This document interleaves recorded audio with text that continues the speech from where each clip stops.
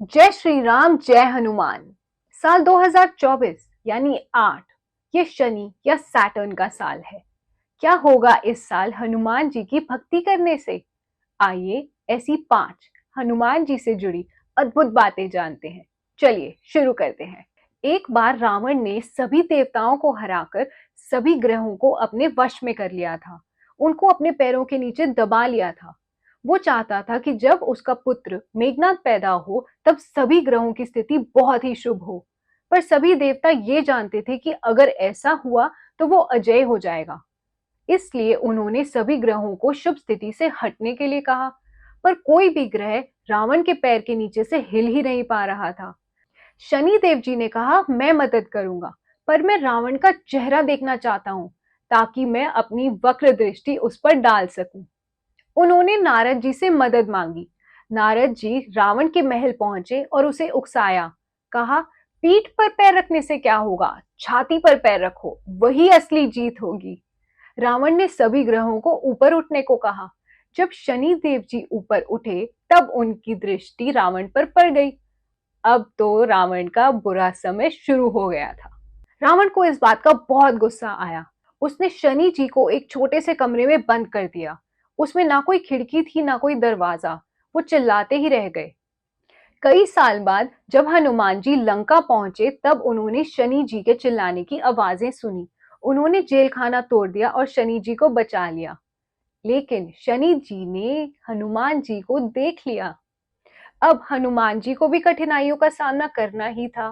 परंतु शनिदेव जी ने कहा कि हनुमान जी एकमात्र हैं जिन पर अशुभता का कोई प्रभाव नहीं पड़ेगा। और तो और उन्होंने हनुमान जी को ये वरदान दिया कि उनके किसी भी भक्त पर वो कभी भी वक्र दृष्टि नहीं डालेंगे। बस तब से ही हनुमान जी की पूजा की जाती है, शनि जी की दृष्टि से बचने के लिए। अब समझे? क्या हनुमान जी आज भी हमारे बीच हैं? ऐसा माना जाता है कि हनुमान जी को चिरंजीवी होने का वरदान मिला हुआ है। वो अमर है।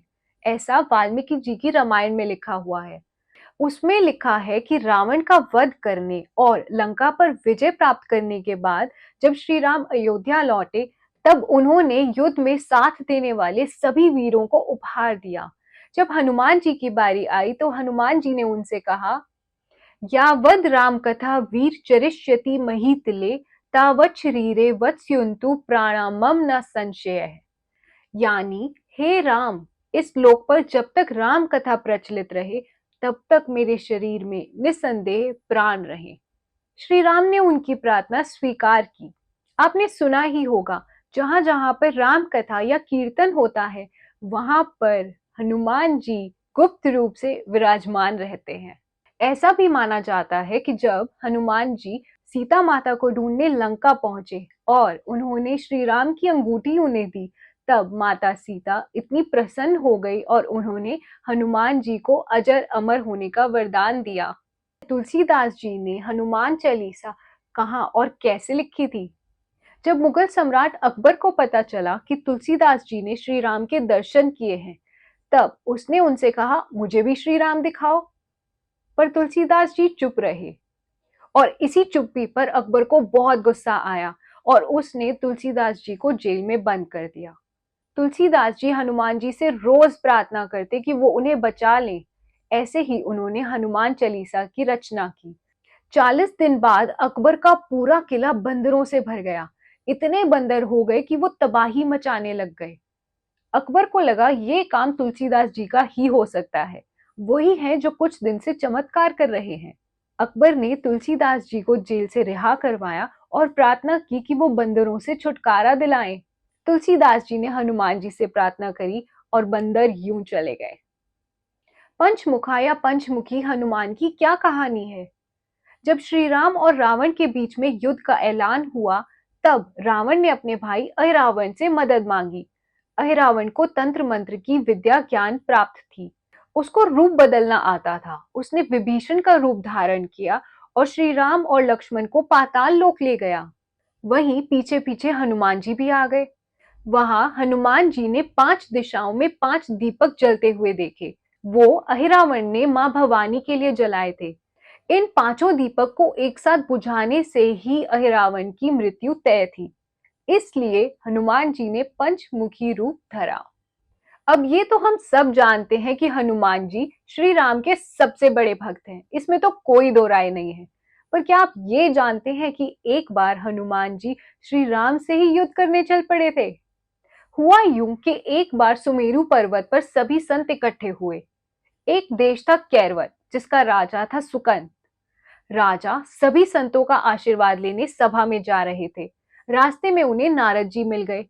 नारद जी ने उनसे कहा कि आप सभी संतों का आशीर्वाद लेना, लेकिन विश्वामित्र जी का आशीर्वाद मत लेना।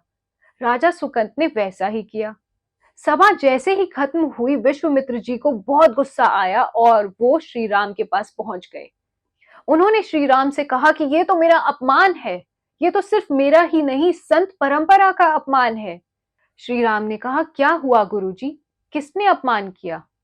तब विश्वामित्र जी ने कहा कि क्या कर लोगे जान के?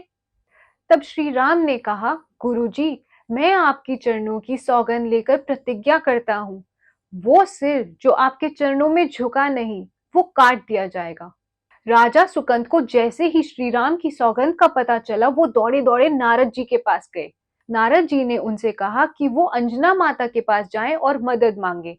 माता अंजनी ने राजा सुकंद के प्राणों की रक्षा की जिम्मेदारी हनुमान जी को दी और हनुमान जी ने श्री राम के चरणों की सौगंध खाकर प्रतिज्ञा ली कि वो राजा सुकंद को बचा लेंगे। हनुमान जी ने सुकंद से पूछा कि उनकी रक्षा करनी किससे है। तब सुकंद ने बताया कि श्री राम से।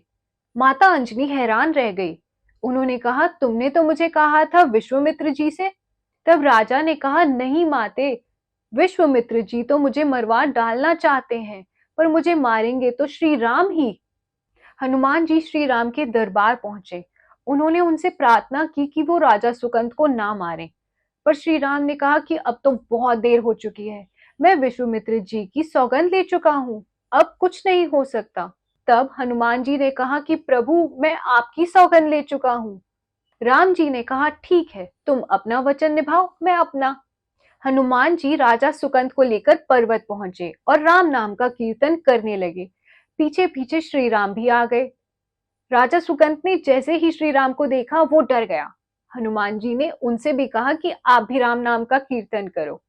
श्री राम ने बाण चलाने शुरू किए। वो जैसे ही कोई बाण चलाते, वो राम मंत्र के आगे विफल हो जाते। लक्ष्मण जी को लगा कि शायद हनुमान जी श्री राम को परेशान कर रहे हैं, इसलिए उन्होंने अपना बाण उठाया और हनुमान जी की तरफ चला दिया। पर वो बाण तो श्री राम को जाके लगा और वो बेहोश हो गए। क्यों? क्योंकि हनुमान जी के हृदय में तो श्री राम बसते हैं ना।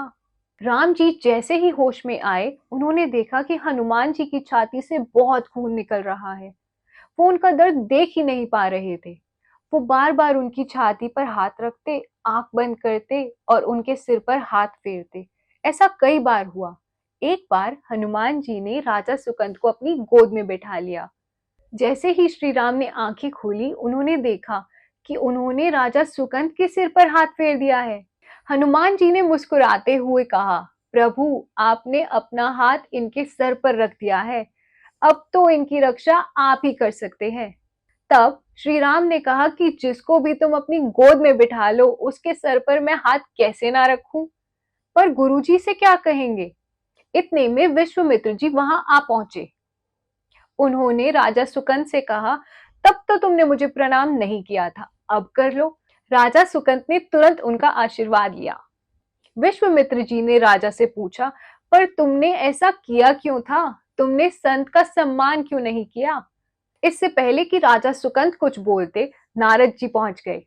उन्होंने कहा, अक्सर लोग मुझसे पूछते थे कि राम जी बड़े हैं या उनका नाम, तो मैंने सोचा कि क्यों ना कोई लीला हो जाए, जिससे लोगों को ये पता चल जाए कि श्री राम तो बड़े हैं ही, पर उनका नाम उनसे भी बड़ा है। तो सारे बोलो, जय श्री राम। दोस्तों, मैंने आपको हनुमान जी की 5 अद्भुत कहानियां सुनाई। क्या आप भी कोई ऐसी अद्भुत कहानी जानते हैं हनुमान जी के बारे में? अगर हाँ, तो मेरे साथ जरूर शेयर कीजिए। मैं आपके कमेंट्स का वेट करूंगी। मिलते हैं अगली वीडियो में। धन्यवाद।